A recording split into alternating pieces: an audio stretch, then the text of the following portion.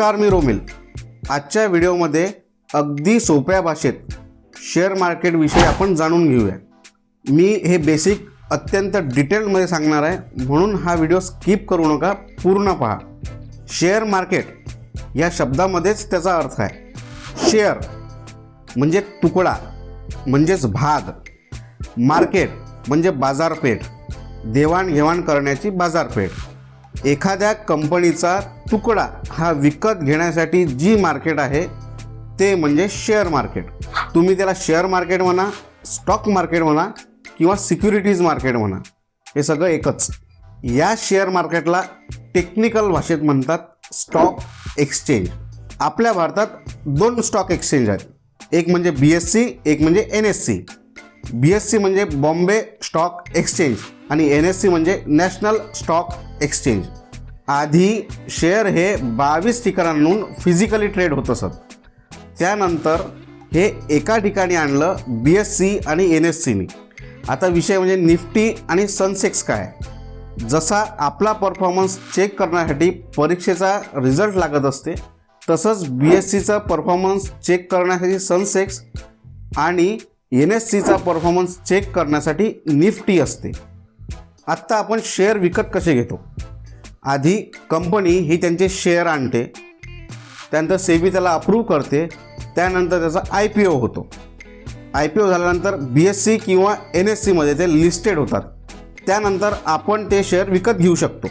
Share मार्केटमध्ये आपण दोन टाईपनी ट्रेड करू शकतो, एक म्हणजे इक्विटी, सेकंड म्हणजे डेरिव्हेटिव्ह। इक्विटीमध्ये आपण तीन प्रकारात ट्रेड करू शकतो, एक म्हणजे इंट्राडे, एक म्हणजे शॉर्ट टर्म आणि नंतर लॉंग टर्म। डेरिव्हेटिव्हमध्ये आपण दोन टाईपने ट्रेड करू शकतो, एक म्हणजे फ्युचर्स, एक म्हणजे ऑप्शन। आणि ऑप्शन ट्रेडिंगमध्ये आपण पुन्हा दोन टाईपने ट्रेड करू शकतो, म्हणजे पुट आणि कॉल। मला माहिती आहे हे थोडंसं जास्तच टेक्निकल होत आहे, पण हेच बेसिक आहे। या डेरिव्हेटिव्हमध्ये आपण स्टॉकसोबतच इंडायसेस पण ट्रेड करू शकतो।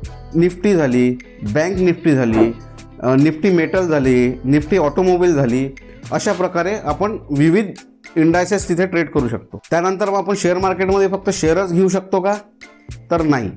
यात दुसरा टाईप असते कमोडिटीजचा।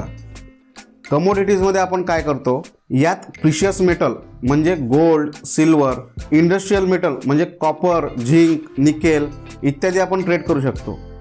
तसंच क्रूड ऑइल ट्रेड करू शकतो। त्यानंतर ॲग्री कमोडिटीजमध्ये कॉटन, सोया इत्यादी आपण सगळं याच्यात ट्रेड करू शकतो कमोडिटीजमध्ये।